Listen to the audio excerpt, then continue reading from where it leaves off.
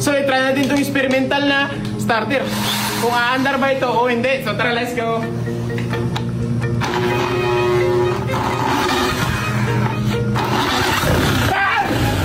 Yan! Teka lang! Video! Ayan! Pitch bike! Motherfuckers! Paano ba ito?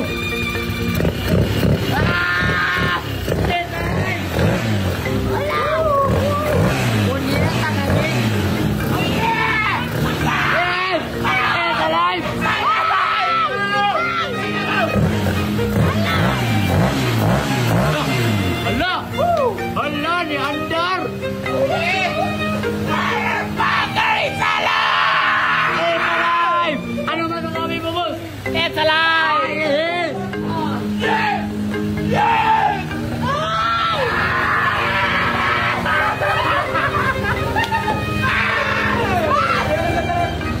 Ano masasabi mo, boss? It's okay! It's okay!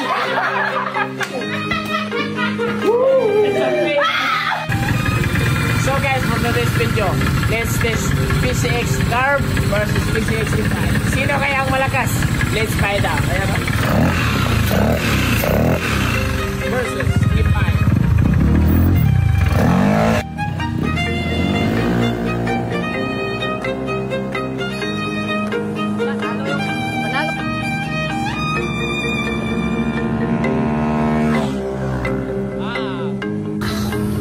So for today's video guys, i-convert na natin itong PCX ko into carburation system. Carburador in Bisaya. Kukunin mo yung CDI. So ang gagamitin natin na CDI, syempre itong Tech 2 CDI na pitch bike. It's the same with the ECU. Pero this one, we can adjust the firing order of our engine only.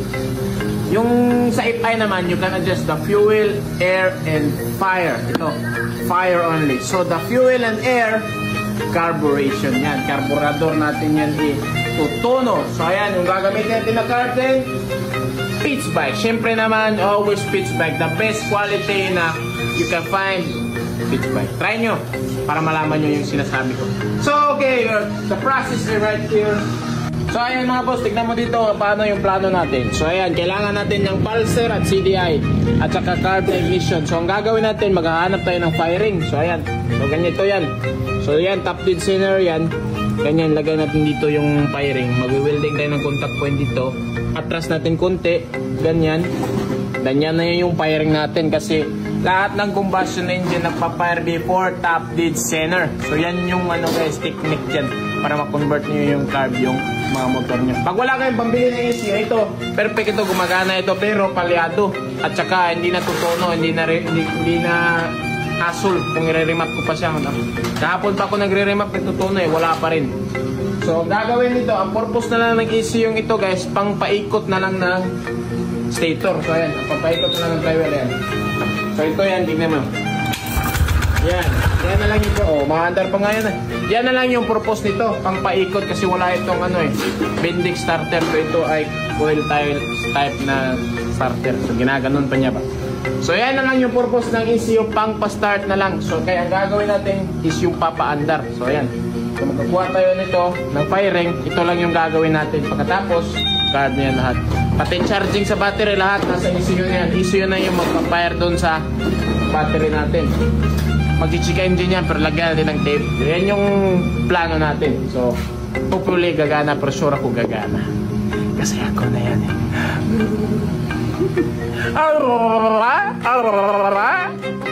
Yeah, let's go! So ayan guys, yung gagamitin natin is flat bar. Kasi ito, makukuha mo lang ito sa mga junk shop. Kahit ka nanakawin mo ito, hindi ka mapipriso kasi magkano lang naman ito. So ayan, kagatingan na natin ako. So ayan guys, isa na mga katarantaduhan ang ginawa ni Gian. So ayan na naman, nagkakating siya yung PCX 160 na FI, ginagawa na niyang carb. So ganyan yan katarantadong taong na yan, huwag kayong maniwala dyan. So ayan pa, first in the world. So ayan na naman siya, kinakating niya dyan. Tignan mo naman gaano siya kaganda ang kumating. Napaka-focus niya, yan. Sige, katingin mo para masunog yung shop mo dyan. Sige, para puntahan ka naman ng bumbero dito. Okay, kayo, tignan mo naman gaano yung ganda mag-line. Tignan mo. Okay, guys. So, kinakating natin yan, guys, para ito po magsilbi nating bracket para sa ating firing, sa ating pulser. So, kailangan natin yan eh. Pag wala kang pulser, hindi yan magiging carb, guys. Kanya lang kasimple, guys. So, kailangan makinig kayo maigi sa akin. So, mga Amerikano dyan, mga Amerikana, makinig kayo sa akin para sa mga Pinoy dahil Pilipino kasi ang pinaka-bright sa lahat ng mundo, ng buong mundo na. So, tignan mo naman kung ano yan. So, sa halagang hindi ko alam kung ang gastos, sa tingin ko wala akong gastos dito eh, sa itong conversion na to. Tignan mo lang paano ito gawin. So, tignan mo lang bro.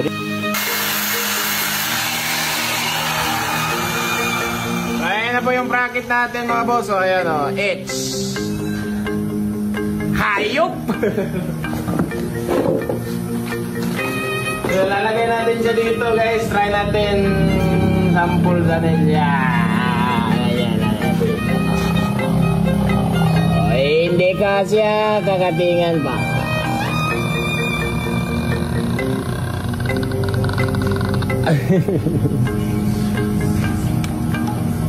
Hindi pa kasya. Ha? O, boss. So, ito na po yung ating bracket. Ayan, sobrang nipis, sample fit pa lang yan. Dito. Pag ito'y gumana, matik ito na. Temporary dayon ba? Uy, saktong-sakto. Tingnan mo guys. Yan, tingnan mo. Yan, oh. Yan. So, itong pulser, dito yung pulser. Oh, ayan, tingnan mo yung pulser. Saktong-sakto. At ang maganda pa dyan, hindi yan mababangga dito kasi sinukat ko yan. Ayan, oh, tingnan mo. So, pasensya na sa mga hindi kaya itong tignan. Scroll up na lang kayo kasi baka susuka kayo sa gagawin natin. Ayan o, saktong-sakto. Dito tayo sa ilalim. Tignan mo yan. May pulser. May pulser. Carburetor pala ito. So, ayan na. So, okay. So, good yung test fit natin. Perfect. So, ito na lang yung gagawin natin. So, re-bracket natin siya. Adjustment. And we're good to go. Wow.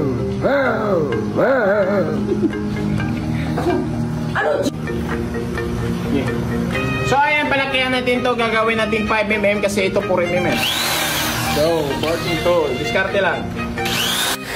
At sa part na ito guys, tingnan mo naman yung pulser. Pinalakihan namin para makasalpak yung 5mm na Allen 5. Yung tag-gist na lang sa shops, yung mga color coating na Allen bolt. Tingnan mo yan dyan, ganyan. Yan, dapat ganyan yung isalpak natin kasi para mas matibay yung trend, mas maganda, mas malakas yung mga motor natin. Yung ganyan. Ayan guys, ganyan lang kasi yung bolt. Tingnan mo naman paano niya ginawa. Oh, tingnan mo. Sige, Gian. Sige lang, Gian. Sige, sirain mo motor mo. Sa'yo naman yan eh. Wala naman kaming pake sa'yo eh. Sige na, sirain mo na. Tarantado ka!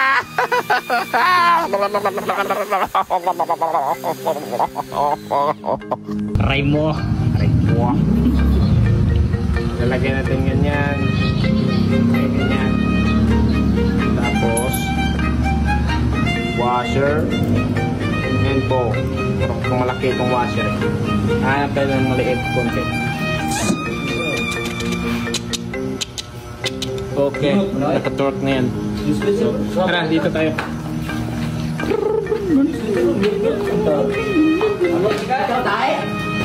So, luwagan muna natin saglit kasi medyo mag-adjustment pa tayo. Okay. Test fit. Okay? Ilalagay mo lang, i-slide mo lang siya ng ganyan. Wow! Yun, no? Then, higpitan mo yung hydro-locking system, oh. Yan, ganyan. Wait lang. Yun. And then, ito na lang. Ito na lang yung kulang. Wait, i-test muna natin yung fan. Baka babangga yung fan. Ay! Sobrang layo. So, ayan guys. So, adjustment na lang tayo dito. Wait lang. Iwag dito. So, test fit muna tayo. Yung malaki yung gap ba.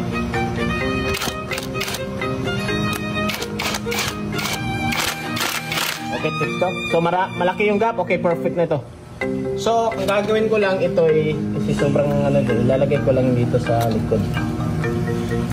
Sa likod na side. Yan, ganyan. Dito sa likod niyan. Yun! So, dito na siya sa likod. So, yan yung pinaka-perfect at kumpante na tayo. Kumpante, companion. Ayan. Okay.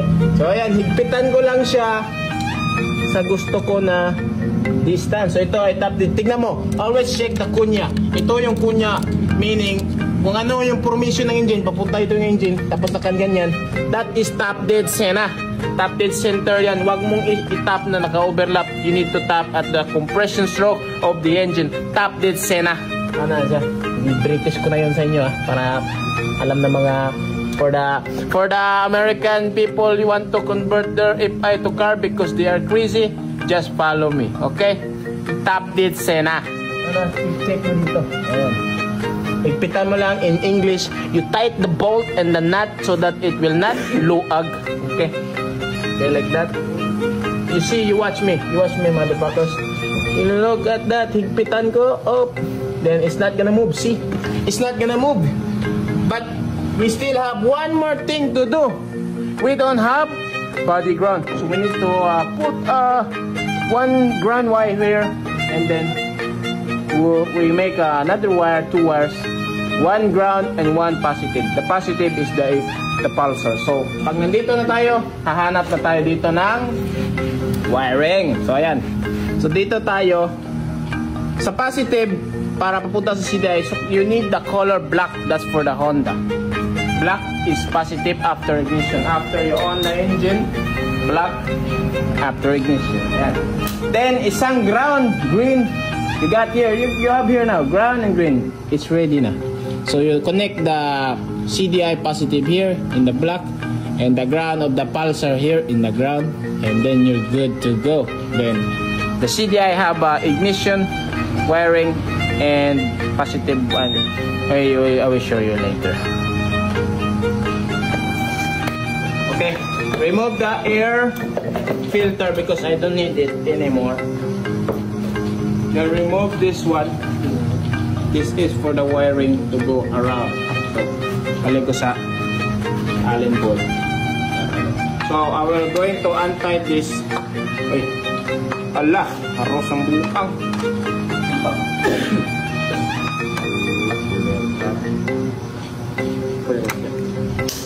Pilser gitu.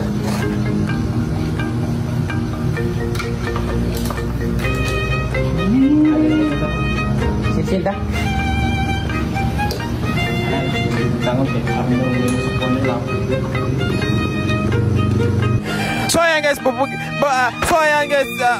So ayan guys, lalagyan na ni Gian yung body ground yung pulsar niya guys para gumana na. Yan po, yung one wire green, one wire blue. Pulsar, positive, and ground for body ground. Let's go. So ayan guys, isasalpak na ni Gian itong pulsar. Ayan, lalagyan na niya yung parcel dyan. So ayan, tignan mo naman yung parcel. So okay, let's go. So higpitan niya na yung bolt para dyan sa parcel natin. Pulsar, sorry. So ayan, pagkatapos yan, we are ready to go. We're just gonna welding the contact point and we are perfect na. Let's go. One body ground, papunta yan sa ground ng ating engine, and the blue one, papunta yan sa CDI, which is the pulsar. Trigger niya yan. In short, is a trigger. And it's good to go. Ayan. So, ito. So, ito yung pinaka-crucial part. Tingnan ko may sabod eh. May bangga eh. Ayan, ikot natin.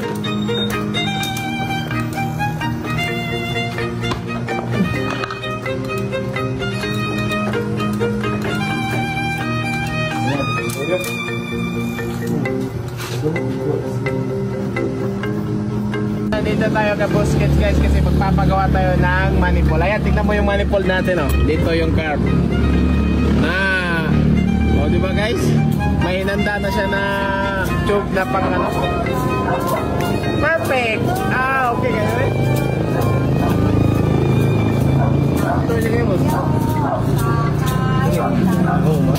So dito tayo kay Busquets guys, magpapagawa tayo ng custom made manifold na pang Honda Civic guys. So tignan mo naman guys. So bibigyan na niyo. So ayan guys, tignan mo yung ano guys, ito po yung manifold ni Boss Kevin. Pinortan niya yan. Polish port na yan ni Boss Kevin. Joke lang, ganyan talaga yung texture ng pipe niya.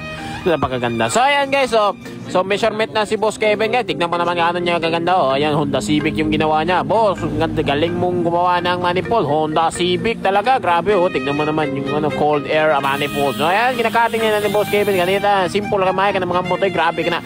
Idol kayo ko na si Boss Kevin. So ayan guys, kinakating niya yung tube guys na gusto namin na measure na length guys. So ayan, tignan mo naman ba ano yung gagaling. Professional moves yan oh. Gawa, kumay ka ng mga motoy. Okay, pag hinayin taon boss, ang kamot ng taon nato, hihayin taon, ang pingin taon. So ayan guys, so Boss Kevin nga pagagaling niya na tignan mo naman gaano yung gaganda. Magaling, yeah, let's go.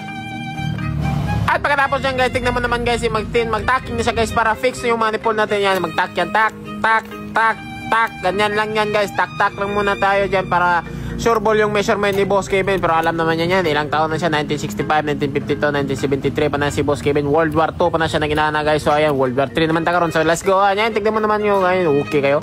So yan yung formation natin, napakalinis. So wala na yung airbox, malinis na talaga yan.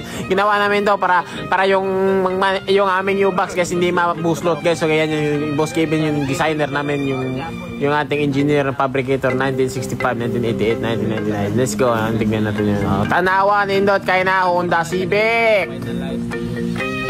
Honda Civic? Ayos sa di manifold doon.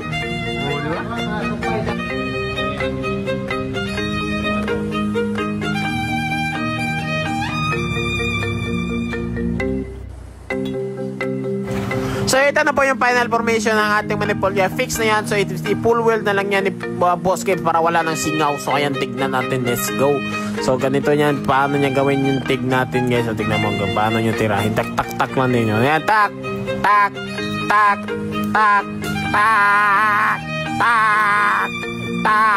Ganyan lang kasimple guys. Napakaganda. Wala nang stress kasi TIG weld yun to eh. Sure ball yan na maganda. Malinis pa. Maganda yan. Para yan Thailand. Pero nasa laming tak lang yan. Ayos kayo.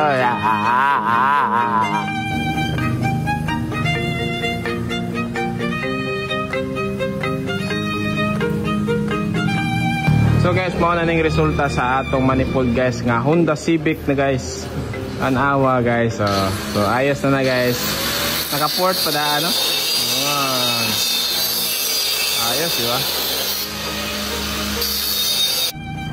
So ayan guys, ito ang ginagawa natin guys. Ito ang low pressure devaporizer. Ayan yung ginawa natin guys. Ako po yung nag-design yan. Si Boss Kev lang yung nag-fabricate. So ito ang tinatawag ko na pressure devaporizer. So ayan guys, ang purpose ito guys, ito yung malakas kasi yung fuel pump natin. Lalabas dyan yung fuel pump, papasok dyan. Ito na po yung pulser natin yan sa flywheel. So pinatira na natin yung Boss Kev sa proper na may marka na yan. So siya tinitira na natin. So ito po yung pressure devaporizer. So papasok dyan sa taas yung high pressure ng pump. Sa ilalim, papunta sa carb. The middle, guys, pabalik yan sa pump. So, tips and tricks ko kayo mamaya. Pakita ko sa'yo paano ito gumana. So, tignan mo naman gano'n. Dito tayo sa baba natin yan nilalagay. But you know na, yan, yung high pressure yan, papunta dyan. Yung isa, papunta back to the tank. Ang isa, dagayday lang yan. Gravity feed lang yan, papunta sa carb natin. Ganyan lang kasimple yung tricks. Ito po yung ginawa ko kay Trash Can. Same. So, guys, ito po yung old natin na CKP, guys. At nakahanap tayo ng pang beat FI. So, magkaiba yung socket nila guys, pero magpareho lang yung formada nila guys. So sa tingin ko gagana ito. Ayan. So same na same talaga. So try natin to, tingnan natin kung ano magagawa natin. Let's go. Puputulin natin to. Let's go. So ayan na po yung manifold natin guys. Honda Civic guys. So ginawa ang Boss Kev. So ito yung gasket na ginawa natin. Okay lang yan, temporary lang yan. So ayan na yan dito. So salpak na natin dyan. Okay. Iyan yun. So perfect na yan. Sige boss, salamat. So pagkatapos yan, ilalagay na natin siya dito. Yan, bolted na natin siya. Ay, kulang. Pag yung guma natin, ito na po yung card. So para na siyang Mio Novo but P6.